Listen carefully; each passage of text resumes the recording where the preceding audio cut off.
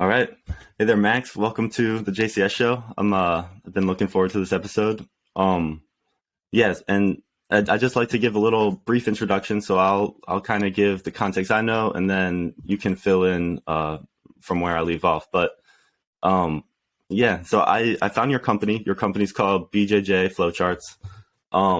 And my story is that I'm interested in memory training and business. So I started Jiu Jitsu about a year ago, and pretty quickly I realized that there's a lot of information, and so I started thinking, like, what are the ways I can get all this information into my head and have it make sense?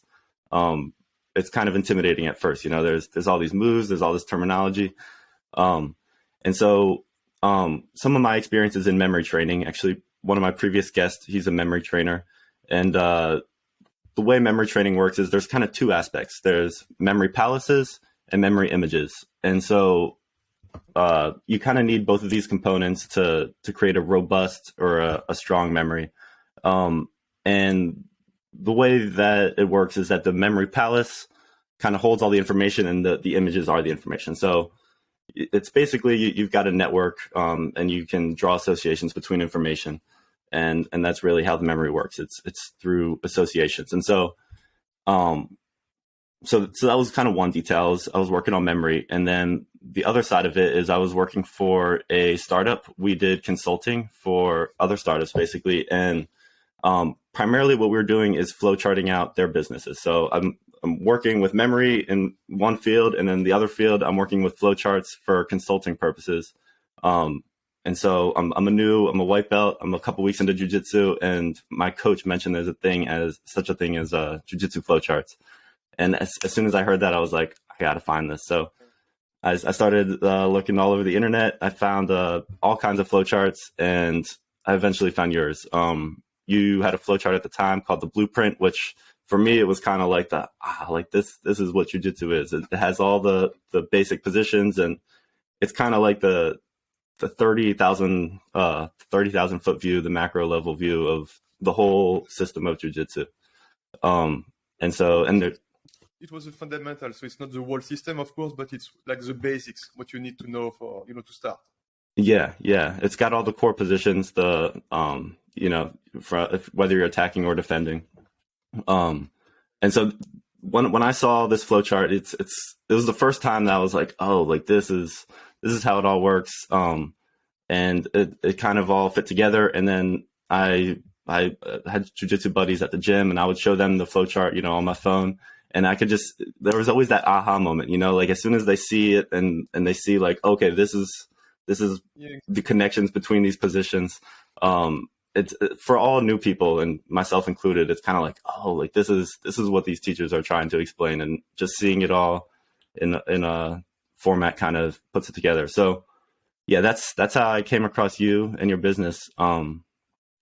But yeah, I guess just so that's my context coming in, and I guess, do you have anything to add to that?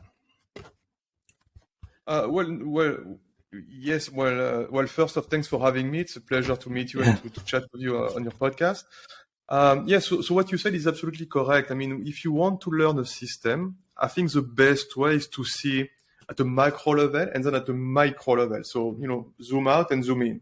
Mm-hmm. And I think that's something that really helps to learn, especially in Jiu-Jitsu, because when you start, like you said, I remember my first class actually. I think the first class was a Dolariva sweep, and I had no idea what I was doing. You don't know what mount is, you don't know what close guard, you don't know what anything, and they were showing me a random move, and it was not really connected to anything else, and so I was like, okay, so there is a better way to do it. And first I thought, okay, let's start to do a big map of all the basic position. You do a hierarchy of those positions, and then you put techniques how to navigate between those positions. And I thought it was a good way to start, and that's eventually how it was the first blueprint, and then expanded and did some iteration, and now it's an app, and it's growing every day. Yeah. And but yeah, the first was exactly what you described. You arrive, you don't know anything, so give me the map just to understand what's going on. Yeah, and it's really helpful. I mean, you mentioned some of the positions there: closed guard, open guard. It's and this isn't really a jiu-jitsu podcast. Some of the listeners might know jiu-jitsu, but it's these are all kind of very specific to jiu-jitsu terms, and it's hard to understand the connections between the positions until you can see it all laid out. And just seeing it all on paper is a lot faster than having to just go through it in the gym and kind of eventually just come to the understanding. You can actually just see it and have it concrete there for you. Yeah, I think the most important thing, especially because now I'm teaching full time. Well, full time. I mean, I'm the main coach at my academy. And the first thing I'm making sure I teach, first and foremost, is the general concept and the general direction, the general idea of each position. So you know what are you supposed to do and where you're supposed to go. And then I give you techniques to execute that broad idea. And I think that's something that you can use, in every kind of training, not just jiu-jitsu, but everywhere. Because if you just give techniques, but they don't really know why they're doing those techniques, I guess it doesn't really work that much. I mean, first you need to know why. Why do you do that? What's the main thing you want to accomplish? And then you can do it. Exactly. And it's interesting you say that. The two main resources that I've been using to study jiu-jitsu are your flowcharts, and then do you know Rob Bernanke with BJJ Concepts? Are you familiar with him? I've heard the name, but I don't know him, no. It's worth checking out because I think it's a good pairing with what you've got. He focuses on alignment, which is posture, structure, and base, and so that's the core concepts. And he's got it's $20 a month for his online course. And I just think it really pairs well since you've got the map of how everything connects. And for every video he's using these terms of it all comes back to alignment with the base, posture, and structure. And it's just like you're saying, you've got the concepts, and then once you understand the concepts, you can build the details and start mapping the connections between the different information. Yeah, exactly. Yes. Cool. All right. So I just kind of wanted to establish what you do, but I want to jump back a little bit and just touch on your life story a little bit. So I know you're in Paris, France right now. Is that where you're from? Yes, I'm French. Yes. Okay. It's not Paris, but I live very, very close. So it's a small city, like South Suburban. So I said Paris, otherwise, Yeah. But it's very close. And so I'm from here. And so I'm 36, almost 37. I've been doing, so if you want to know martial arts, so I've been doing martial arts since I'm 13. I was doing a traditional martial arts. It's called Vo Vietnam Viet Vo Dao. It's from Vietnam. It's a little bit between karate and kung fu. Kind of, I did that for like 10 years. And then I did MMA for a year. I was doing grappling, grappling MMA. And after a year, so it was 2011, I really fell in love with grappling. So I said, well, you know what? I'm just going to focus on that. I'm going to drop everything else. I'm going to do grappling. And, little by little, it became my full-time job. Yeah. So that's for, so if you want the full, so that's for my sports life. And so so my personal life, so after high school, I did a master in computer science. So 5 years. After that, I didn't work in computer science because I always wanted to be an entrepreneur. And my father, he was an entrepreneur. He had a company in real estate. And I started to work with him. And my idea at the time was to buy the business like 10 years after I start and, keep doing what he's doing. But like very quickly I realized, well, I made a mistake. It's not what I wanted to do. So, I wasn't really comfortable doing my job. I didn't really like it, but it took me, I was like 25, 26, and it took me some time to admit it to myself and to my dad also, but to myself mostly. And so, one day I finally said, it's not what I want to do. So I need to find something else. I need to find a way to get out and to do my own thing. And so I was looking for opportunities, and I found, MBA programs. So I guess you know what an MBA is. It's a Master in Business Administration, very popular in the US. So I did the one at HEC. It's the number one business school in Europe, so it's a good school. It took me years to get in. I did it in 2016, and after I graduated, it was late 2017. So I quitted my job, and I said, okay, I'm just gonna give it a go. So I worked on a startup, didn't work out. I worked on a second startup, didn't work out. And in 2019, I thought, well, you know what? I'm going to work alone and I'm going to work on e-commerce because, it was like, I love marketing. I love sales. I love, computer stuff. So it was like a good fit. I'm comfortable working alone. And I started to do that. And very quickly, and it was like not planned. It was out of the blue. I started to, so it was 2019. So it was the time when Gordon released his first DVD, Gordon Ryan, which is, so for people who don't know, so Gordon Ryan is like the best grappler in the world. He's like the poster boy of the, he's like, the flagship of the sport. The Michael Jordan of, exactly. So he's Jiu Jitsu. And he released a first DVD. So it was a technique instructional. So it was passing the guard, so which is very complex in Jiu Jitsu. And the DVD was like 10 hours long or something like that.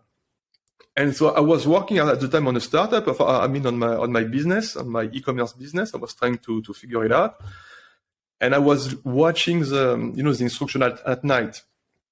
And one day, after like an hour or two watching, I'm like, okay, well, there is way too many information in the DVD. I'm never gonna remember anything. So I started to do a map. It was only, it was just for me, just to learn. So I started to do a map. And I did it every day, like every night, 4 hours a night for 10 days straight. So it was like 40 hours. So it was a big, big map. And it was like the first flowchart I ever made for grappling. And so I was using that map at the gym, and one of my friends, he said, well, Max, you should sell that. I guess people want it. And I was like, yeah, well, it's a PDF, it's a map. Who wants to buy that? No one. But I was like, you know what? Why not? Let's try.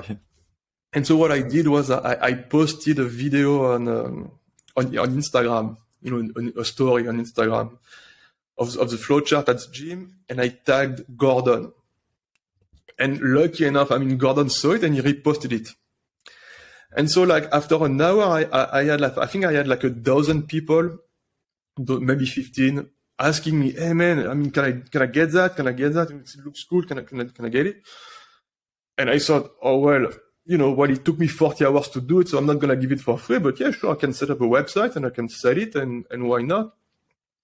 And that's how it started actually. So I did my first, I did the website, the first version, sold some flowchart, and then I contacted BJJ Fanatics, which is the owner of the DVD. So that's the company who releases those DVDs and who creates them. And we go back and forth, and eventually they do a post on their Facebook group to promote what I did. And so it was a good first exposure, and I got my first 100 customer with that post. And so at first it was just that, I was still working on something else, and I thought in my mind it was like one shot. Okay, I made like $3,000 or 3,000 and something small, but that was it. But then Gordon released the second DVD. And so I was like, well, since I did the first one, I'm going to do the same thing. So I did a flowchart for the new DVD. I didn't, no advertisement, no nothing. I just upload it on the website, and people buy it as well. The same people who bought the first one, they buy the second one. And so I thought, oh, okay, well, clearly there is a demand. So I was like, okay, let's give it a go. Let's try. And yeah, so I redid the website, new logo, new website, new everything. And very, very quickly, I think it was October 2019, I got a message on my Instagram from Ben Tong, which is the CEO of Polaris. Polaris is one of the biggest organizations for professional jiu-jitsu in Europe. And I thought he wanted me to fight on one of his shows. So I was like, oh yeah, well, what can I do for you? Because I did a competition like 2 weeks ago. So I thought, well, maybe he saw my fights. Maybe he wants me to fight. And he goes, well, one of the sponsor, just cancel. So I've got a spot for in 2 weeks, to sponsor the show. I mean, you want to do it? And I was like, oh, okay, well, it's in 2 weeks. I thought, okay, I'm gonna do it, and that's how the blueprint came into play. Because I was like, okay, so I'm gonna get into use the UFC Fight Pass. It's gonna be a big audience, so I need to have a product that appeal to as many people as possible. Right. And so the flowchart of the DVD would not make it because to use the flowchart of the DVD, well, you need to have the DVD, which is not everyone, obviously. And so I thought, well, I'm going to do a flowchart with embedded videos, my videos, for white belts, which is the biggest market. Mm-hmm. And so I worked day and night for a week. I called my friend, hey, can you be at the gym tomorrow? Because I need to record like those 74 techniques. I said, yeah, okay, I'm going to be there. I'm taking a day off. Okay, let's do it. And so we work like around the clock for a week. I do the blueprint. And so I do the advertisement, the video and everything. So it goes, broadcast live, and it's a big success, like overnight. It's like, I'm doing sales. And that's basically how it started, the whole thing. And then after that, I just kept doing it, advertisement on Facebook, Instagram, and, every day. And ultimately, so it's been 3 years now, 2.5. So now I've got my app, and the business is growing every day. So it became my full-time job very quickly. So I stopped everything else, and now my full-time job is my passion. Basically, I'm just teaching and studying Jiu Jitsu for a living. Yeah, that's That's awesome. pretty much the story. Yeah, and do you love what you do every day? Yeah, big time. Yeah, the best part. Well, first, it's I'm my own boss, so that's I don't have to do anything for anyone. It's just I work for me. I work on something I love, and I have the luxury of having a lot of free time, so I can spend time with my daughter and train a lot. And that's it means the world. I mean, you can tell me, well, drop everything. I'm gonna give you like $1 billion to work in my company like day and night. I'm gonna say no, thank you, I'm good. I'm enjoying my day, this. Nice.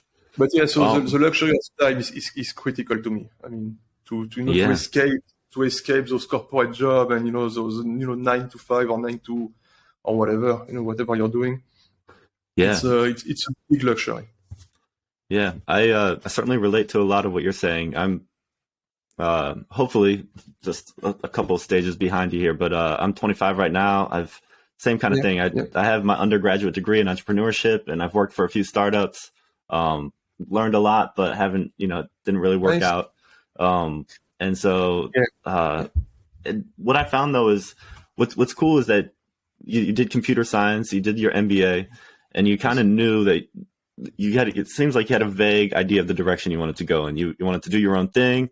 You had the experience of entrepreneurship from watching your dad, and you kind of put yourself in position to be ready when an opportunity came along. And when you created that first flowchart, other people found value in it, and you had the ability to make the website, to market it, to go about it.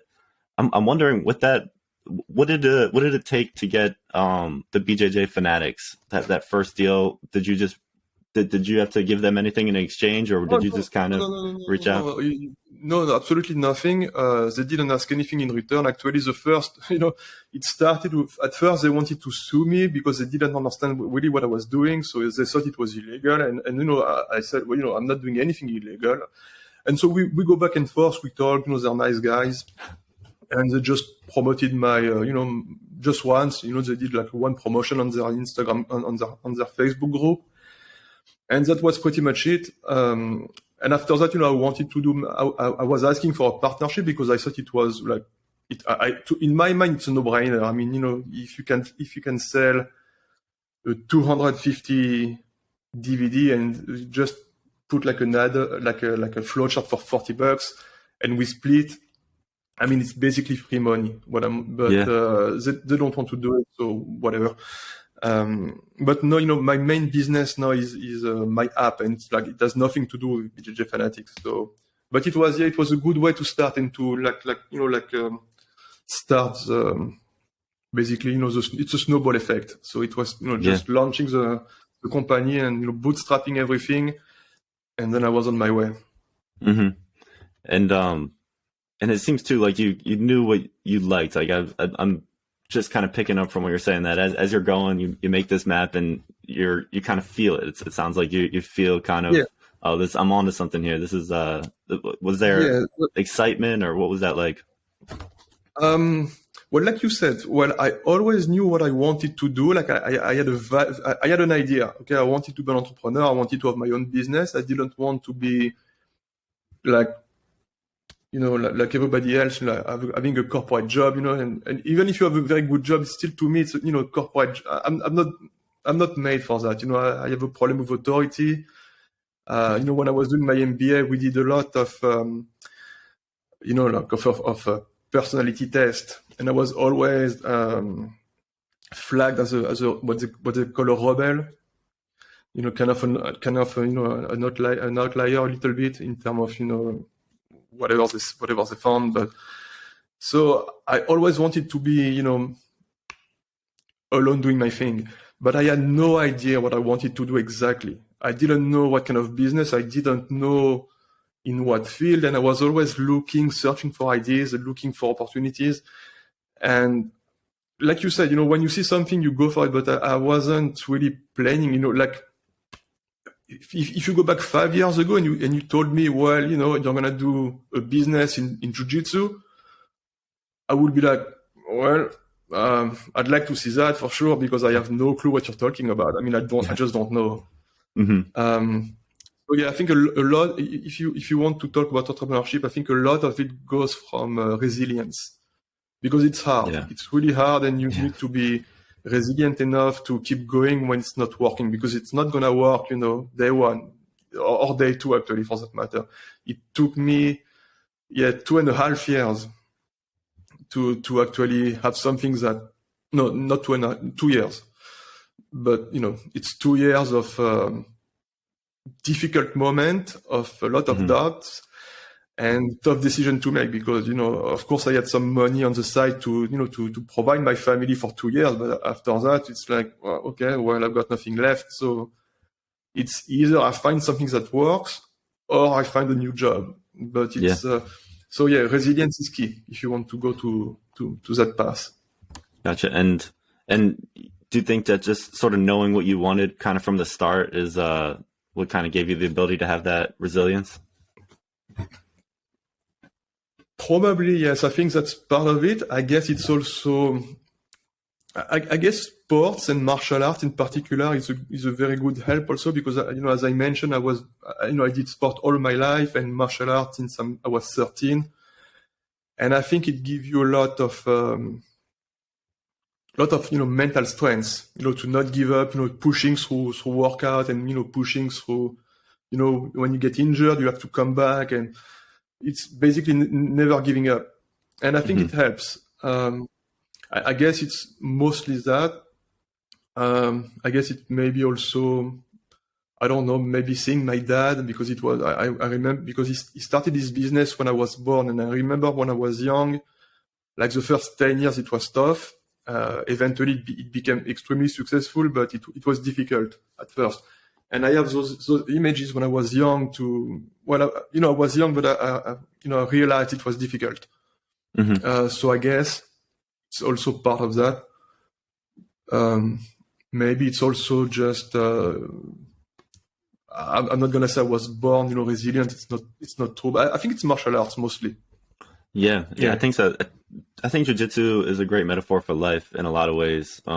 There's no shortcuts. It's, no, you really just had to figure it out, and you have to dive in with everything, if you're really going to get good at it. And I think that's the same thing with life. Something like Muay Thai.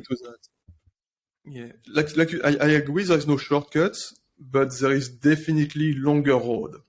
And what I mean by that is, well, I see a lot of people, they're training hard, but they don't train smart. And but it's the same for everything else. I think working hard is important. Of course, you need to work hard, but most importantly, you need to work smart.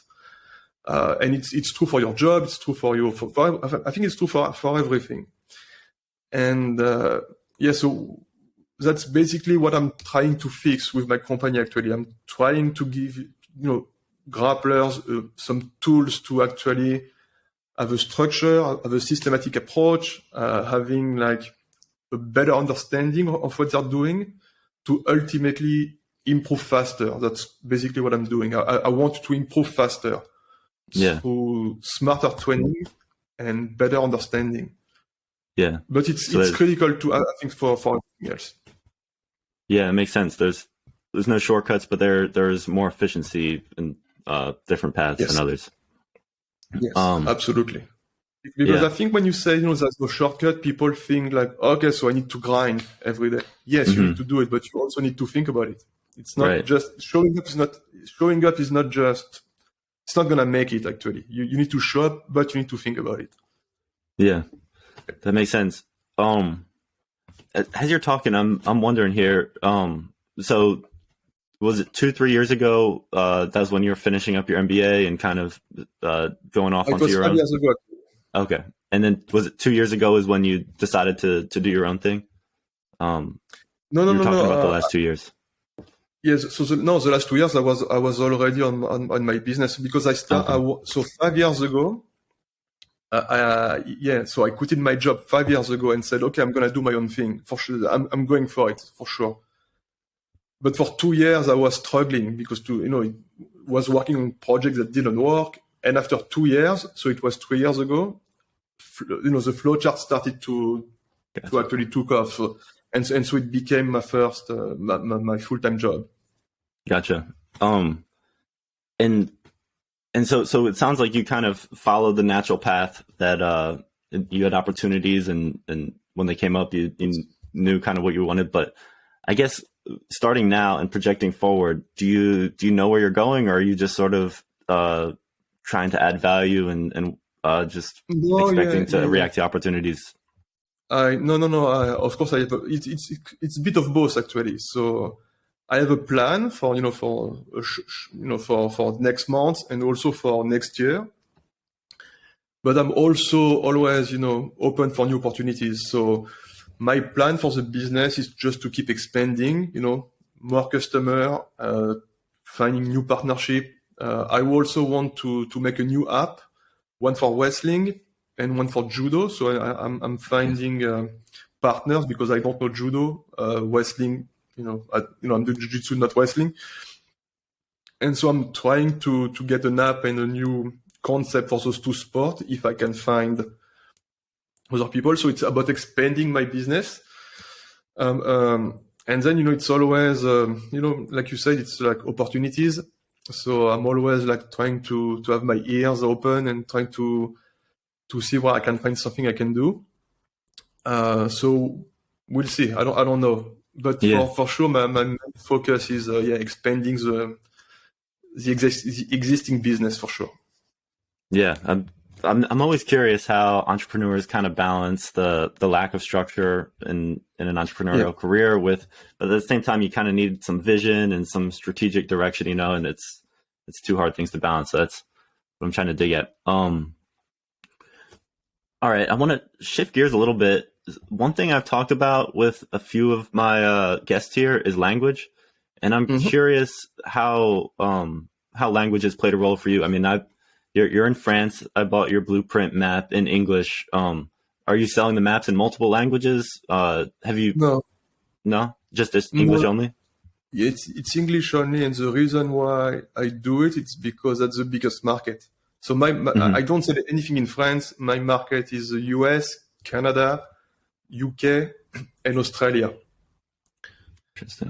Because that's where the money is, and that's where there is the biggest market. So it was a business decision basically.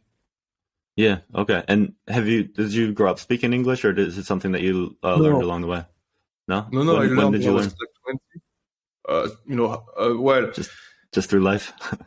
yes, yeah, well, no, yes and no. So of course, I learned during, my high school, and I don't know what you said. What's before high school in the US? There's lower school and then middle school and then high school. But sometimes people Yeah, middle call school. Okay, elementary. Yeah. so it was middle school and high school, like everybody else, I guess. And then during my studies, so I went. I was living in London for a year when I was like 22 or something, for my study during my master. And then it was just like personal work. If I'm being honest, it was also a lot of watching TV shows, Hmm. uh, That's in yeah. English. That helps. Yeah. And reading books. And because when I was like 20 something, I said, well, now I'm gonna read books in English instead of French, so I can try. It will improve. And yeah, that's pretty much it. Yes, just personal work. Yeah. Interesting. It's interesting to me that that you chose English speaking markets. I mean, it makes sense if you kind of. And how did you know that's where the money was? Is it your intuition, or is that through Oh what you no, knew from no, your no, no! MBA I just background? no. Well, it's actually quite simple to see, I guess, because you see there is a big market in America because that's where there is like all the best grapplers are in America or in Brazil, but it's most of the Brazilians are in America now. So Hmm. that's the biggest market in terms of size. It's also where people have enough money to spend on, like a flowchart or, like anything. Hmm. And Canada, I knew some good grappler in Canada, and, the UK same, and Australia. I mean, it's just like general knowledge of the grappling world. Yeah. And you can see right away, okay, so that's the biggest market. And it happens to be where they speak English. So it was like, okay, well, let's do it in English for sure then. Yeah. It's to me it's hard to find like the borders of the information, and to me it seems like you've got a good understanding of like when I first saw your blueprint map, it was the first time I was like, oh, okay, there's limits, there's not just infinite information that I have to keep learning forever. There's 20 different things that I can learn a million details about each thing, but there's only there's only these core positions, and it's I think it's hard to have that same perspective for markets, where it just seems like there's infinity people out there. There's so many people, but if you really look at it, and there's finite limits, and it seems like you do a good job of understanding kind of where's the whole market, and kind of seeing that from the outside macro perspective. Yeah. Do you know the Pareto principle? No. No, it's like 80-20 rules. Oh, yeah. Yeah, so that's it. Yeah, okay. So it says, well, 80% of the result will come from 20% of your action. And it's a big part of how I see Jiu Jitsu actually. Because there is, like you said, there is, and everything else for that matter. But in Jiu Jitsu, there is like an infinite number of moves. It's not infinite, but I mean, there is a huge possibilities of moves. But when you're actually watching like high level competition, you don't see an infinite number of moves. You actually see pretty much the same pattern over and over again. So the trick is to say, okay, what's the 20% that actually do the entire job, basically?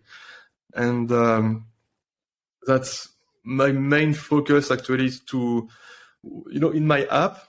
So I've got on the app, I've got like 530 videos, which is a lot. But it's not like a 4,000.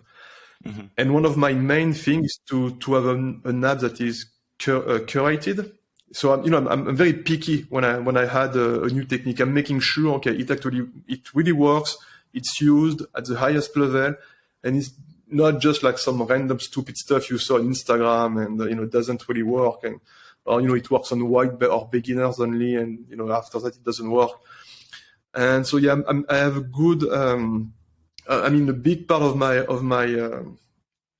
not my job, but a big part of my focus is to find those 20%. Okay, what actually make it work? Mm-hmm. I guess it's the same for everything else. Yeah, yeah. Going back to the language, just to throw in an analogy, one of my previous guests was talking. He learned French. He's American, but his strategy was to take he used the frequency dictionary. So same kind of thing. He just started with the first 2,000 words, the most common 2,000 words in French. And even though there's tens of thousands of words in French, if you just start with that, it's kind of that 20%, Yes. 80%. Yeah. It's actually very smart. Yeah. Same. And you're kind of giving, literally the blueprint for that in Jiu Jitsu. All right.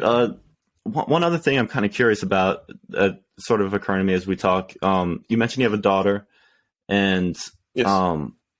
So just as an entrepreneur, you've got your own business, you've got a family, you've got a training schedule. How do you manage all that? How do you balance your priorities? How do you schedule your days?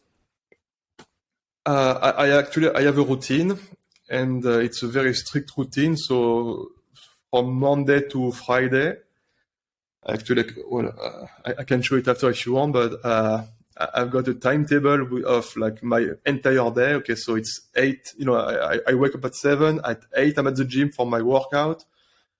I come back. I eat because I need to eat 6 times a day because I'm trying to gain muscle at the moment. So I've got like lots of meals, but it's basically at every hour that I know it's planned. I know what I'm supposed to do, and that's how I go through my day. Like it's very routine.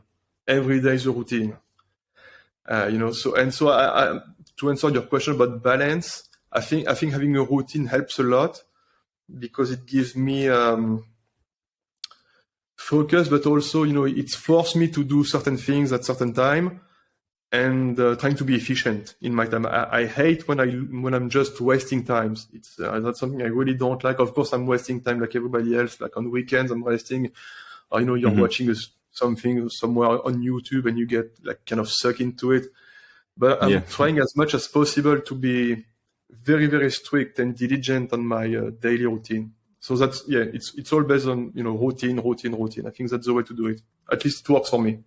Yeah, and is it ever difficult to execute, or just have you been doing it long enough that you kind of just no. Well, it's I managed to do it, but it's tough, especially at the end of the week. So, for example, today is the worst day of my week because I'm just exhausted by the training because I train 2 or 3 times a day, and I work between my trainings, and I need to take care of my daughter, and I'm building my house at the moment, so I go to the construction site every day. So I've got tons of stuff happening this year, which is I'm not complaining. It's amazing. It's great. But it's also very tiring. And on Thursday, I'm like, my body's beat up. I'm just like, I wake up in the morning, I'm like, I'm dead. Yeah. And so it's tough. It's tough to push through it. But, I guess you're just used to it, and, you've been doing it long enough, and, with resilience, you just go through it. You're like, okay, well, it's almost the weekend anyway. So, 2 more days to push, and then it's okay for a weekend. Interesting. And in your whole time as an entrepreneur over the last few years, when you've been doing your own thing, has your routine stayed pretty consistent, or have you tweaked it as you've gone? No. It's ever evolving. It changed. Well, this year it's not going to change a lot because my priorities and my project are the same. I mean, it's going to take a year. So my house will be finished in 1 year. For my workout, I'm working with a bodybuilder for a year because I'm trying to pack muscles, and so we have a 1 year program basically. So so it's for 1 year, it's not gonna change, but next year, I'm gonna tweak it a little bit. Interesting. So it's always evolving if you want, but there is always a routine. That's important. Yeah, cool. I want to dive into the training part of that. That's where I was going to go next. You kind of just brought that up, but you're training 2-3 times a day, you said, and it sounds like you're trying to add mass. I assume you're trying to always hone your skills in jiu-jitsu as well. So Yes, absolutely. what does your schedule look like? How much time do you devote to strength training, conditioning? How much is more skill-based and knowledge-based? How does that all work? Yes, so I've got workout at the gym, like pure, just lifting weights, every morning for an hour and a half. So when I say every morning, it's from Monday to Friday because I don't train on weekends. And then I go to the gym for an hour of drilling, so jiu-jitsu technical training, from 12 to 1. So every day from Monday to Friday.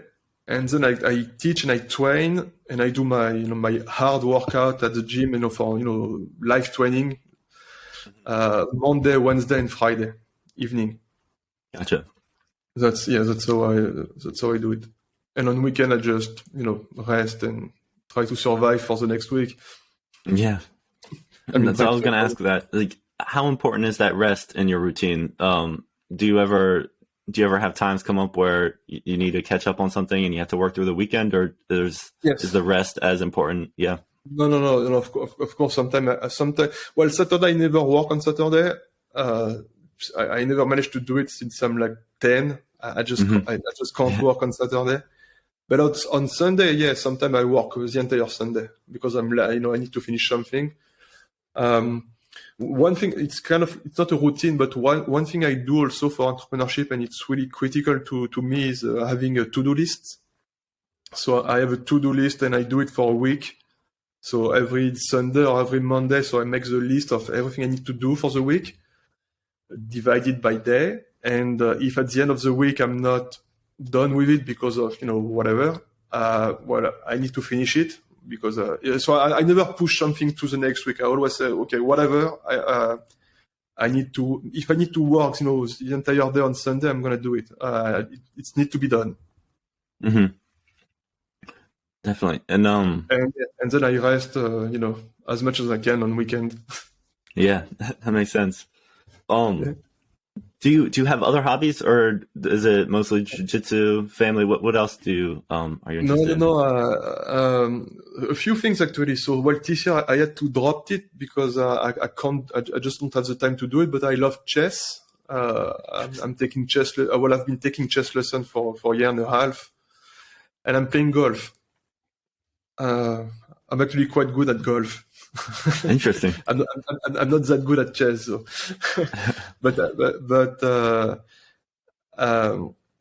Yeah, I love those two things. But yeah, this year I just can't do it. I don't have enough time to do it, so I had to drop it for the year. I also love RPG tabletop. Like not Dungeon and Dragon, but I play. You see those nerds, like rolling dice and playing Dungeon and Dragon. Yeah. So I love to play a game called The One Ring, which is based on the Tolkien world, so Middle Earth and the Lord of the Rings. So I play. I'm a game master with my friends. We play like once a month or something.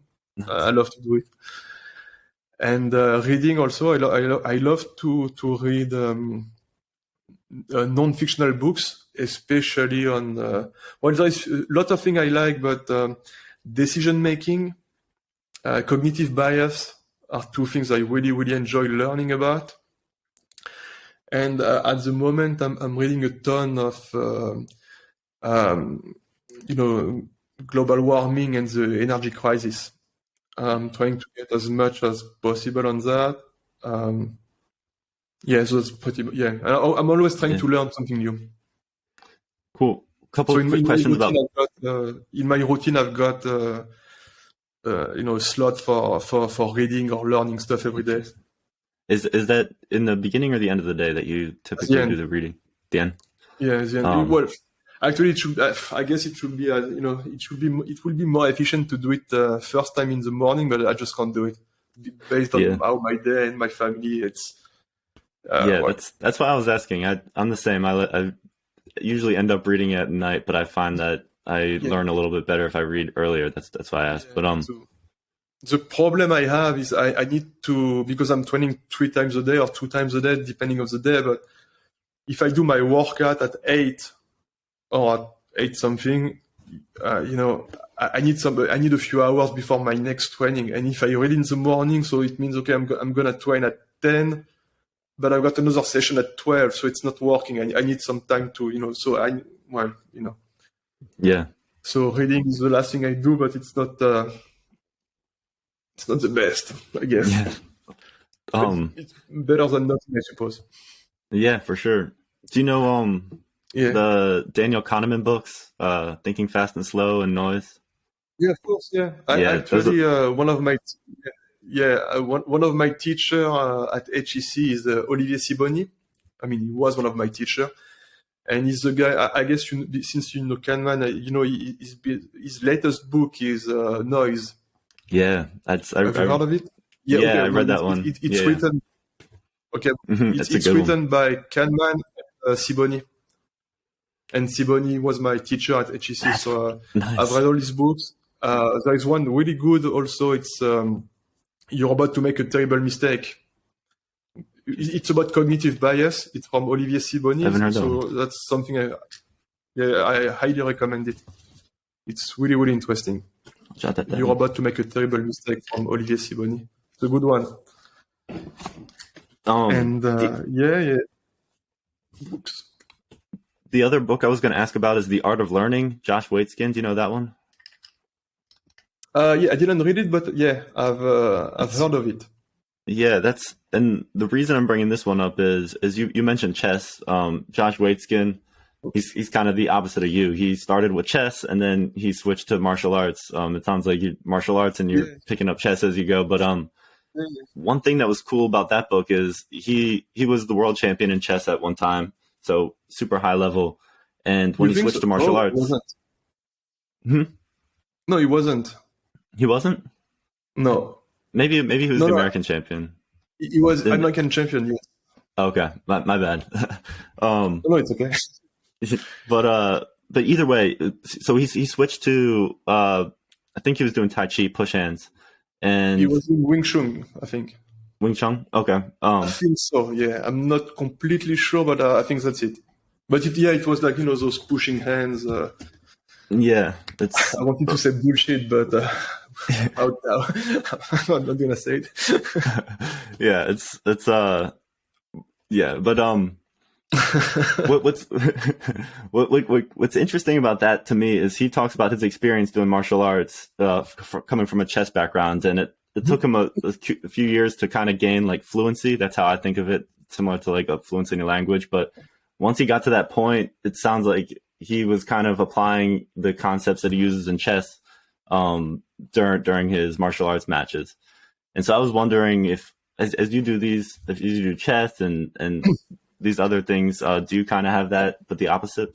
I'm not good enough at chess to do it, but I certainly see a lot of similarities between Jiu Jitsu and chess, like a lot about position, some tactics. But that's something I actually talked to my chess coach. She doesn't know Jiu Jitsu at all, but I was, referring, okay, so that's the same concept in Jiu Jitsu. That's the same thing I'm using, when I'm rolling. It's actually, there's a lot. So I'm not surprised that a guy like Josh, who is like extremely high level player in chess, and he's also, I never met him, but I'm sure he's extremely good at Jiu Jitsu. He's a Marcelo Garcia black belt. So it speaks for itself. I mean, Marcelo Garcia is one of the GOATs.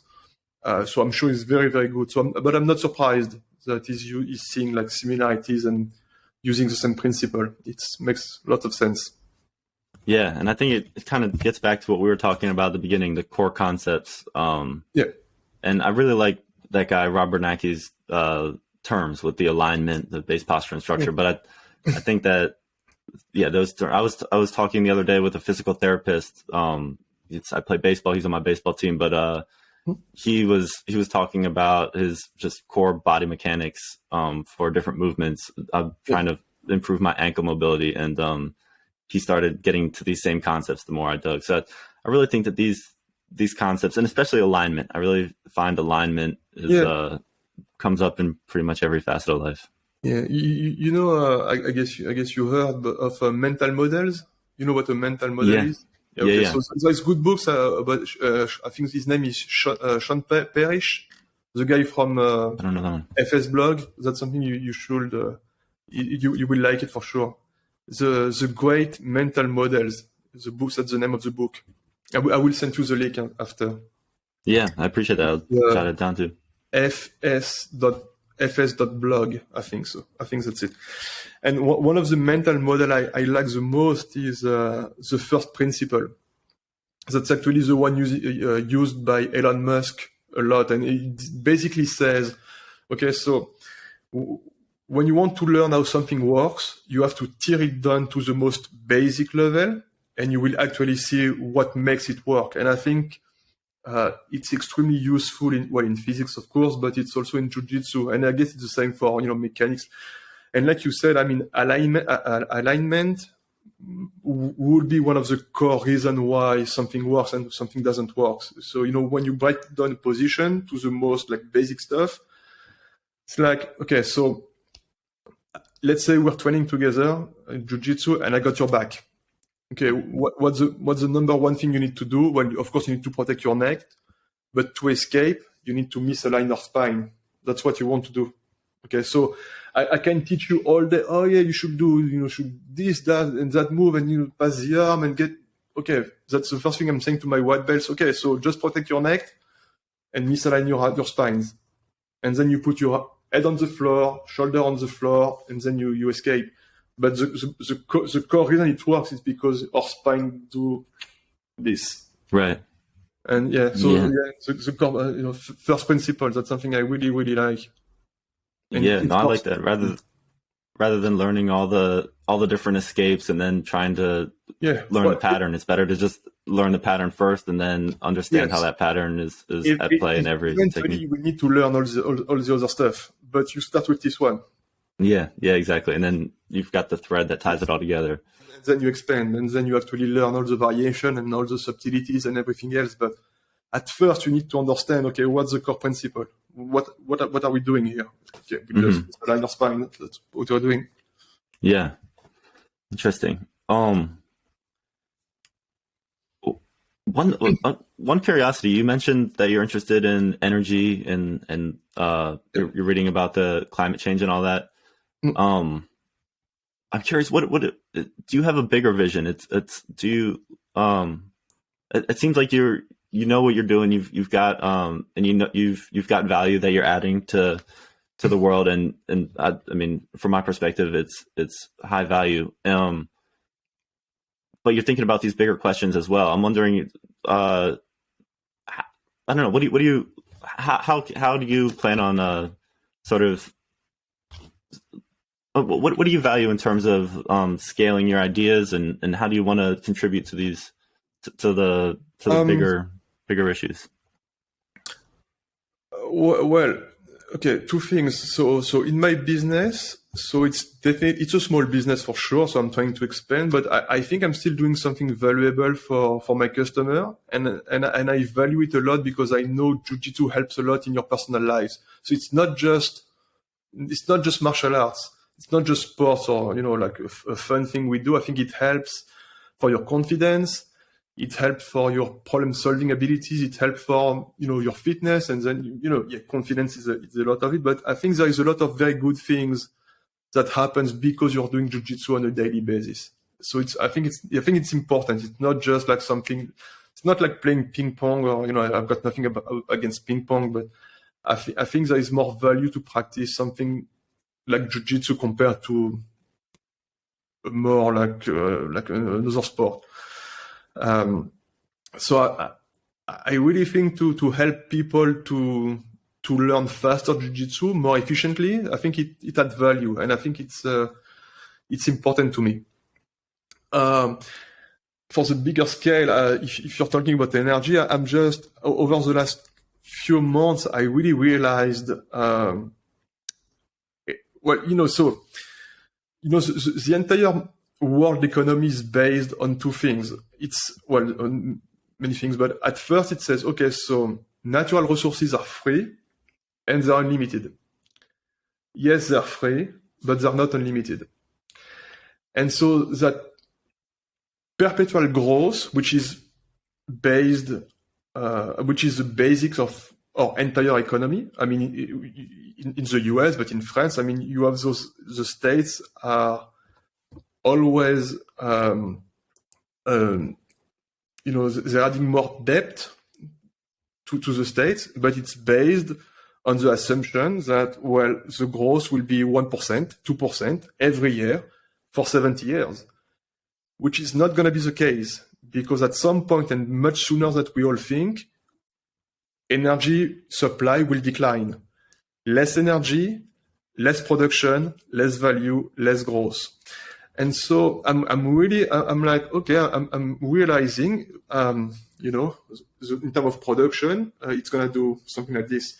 So we need to prepare ourselves to consume less energy, but also goods. So, spending less money buying stuff you don't really need. Stop changing your iPhone every year because, well, you sooner or later you're not going to do it because you just can't do it anymore. And it's actually a big change in the way I view the world since I'm studying all those energy stuff. Because I always thought when I was younger, so it will be, unfortunately, it will be, like my grandkid generation's problem. Actually, it's going to be my daughter's problem, and I'm actually going to see it before I'm dead, or well, if I live like 80 or something. And so it's kind of like a wake up call. And it's like, okay, well, we need to change. We really need to change something very fast because it's happening soon. That big, Yeah, it's interesting you bring it back to the individual level, and let's say your interest in making these flowcharts for it's not to, you're not trying to change the jiu-jitsu world, you're trying to change individual lives, and it sounds like that's kind of the same, like what you're talking about with energy, making individual decisions about iPhones. I think that's what people sometimes lose, is they try to think, oh, what's the thing that's going to save the whole planet, when rather than just saying what can each person do. Yeah, exactly. I think we have a lot more power than we might think, because if we have like a collective, like if we could all realize, if we all do a small thing, or if we stop, if we all stop to buy like stuff on Amazon every day, it will actually make a difference. But people are like, oh, it's only me, so it doesn't make any difference, so I'm keep doing it. Well, I think we need a little more coordination between us, because we have more power than people might think. But we need to go in the same direction, which I think is not going to happen. Unfortunately, I think we're very selfish and not very rational, and I'm very pessimistic for the future of. Adapt or die, basically. Yeah, it's But hey, it will be probably 50 years, 60 years, so I'm not going to be around anymore. But no, it's actually something I'm worried for my daughter, because she will see it for sure. Yeah, I mean, arguably we're already starting to see it, just in the early stages. Yeah. It's it hasn't gotten extreme yet. I mean, we see the effect of global warming, but for sure, I mean, it's in my daughter, when she will be my age, or like 50 or 60, like in 50 years, I guess the world will be very, very different, and probably not in a good way. I'm very pessimistic about it, so I hope I'm wrong, but well, it is what it is. I think to kind of tie some points together before we wrap up here, it's like what we were talking about earlier. There's like the efficiency of learning. You can't take shortcuts, but there's a most efficient path. Yes. I think it's the same kind of thing, and it sounds like that's kind of what you're preaching, is sort of to use that efficiency mindset in all facets of life that you're taking from jiu-jitsu. Yeah, exactly. Yeah.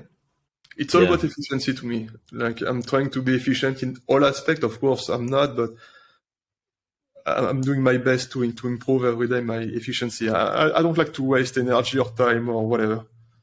Mm-hmm. Yeah, It's like in Jiu-Jitsu, just to finish on Jiu-Jitsu, like, it's like when you have a good position, I hate when I lose. Well, I'm always trying to, okay, I get a good position, I need to submit the guy. And if I lose it, I'm mad. I'm like, Yeah, you got to take advantage of the opportunities. Exactly. Awesome. Well, I really appreciate you coming on here. Before we wrap up, just where do you have all your content online? Where can people find you? Yeah, so it's bjjflowcharts.com, and you have everything there. Yeah, you have my Instagram on BJJ Flowcharts, my app. You can also type it on the App Store or Google Play. But if you go to the website, you have everything. You have the links to the app, to my Instagram. You can reach if you want to send an email. You can on the website as well. Everything is there. And then how does it's a subscription model right now, correct? No. It's a lifetime membership. One payment. Okay. At first, it was a membership, subscription based, but I thought it works much better by like a one-time payment. Mm-hmm. And it's also easier to manage. So now it's just you buy it, so the app is like $149, which is actually a no-brainer deal in my mind. And you have a lifetime of access, and you can talk to me. I've got new video every Friday. And I think it's. I think that, of course, I'm biased, but I think it's everything I do is based on John Danner and Gordon Ryan's teaching, because that's where I'm learning my stuff. So what I'm teaching is basically what I got from them.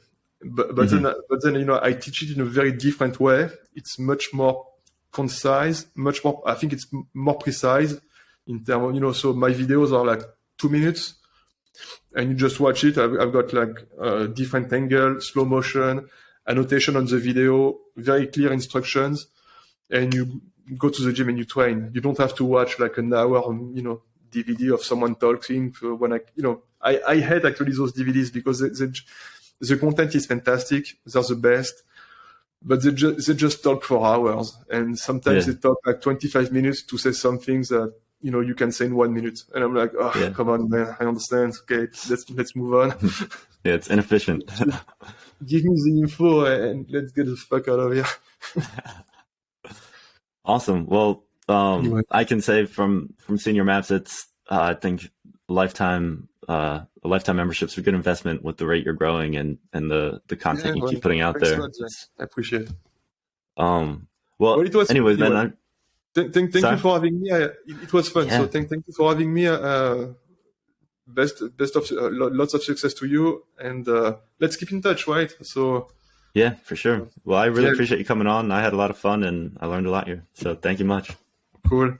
And let me know how your Jiu-Jitsu is going. So I want to know, like after, in a few months, let me know your progress, and you can also send me video of your role. So I will tell you what I think. Like that's good. It's not so good. Yeah. Send me some tips for sure. Yeah. I'll take you up on that. If you want. All right. Awesome. Thanks, Jake. Well, pleasure's mine. Bye. All right, bye.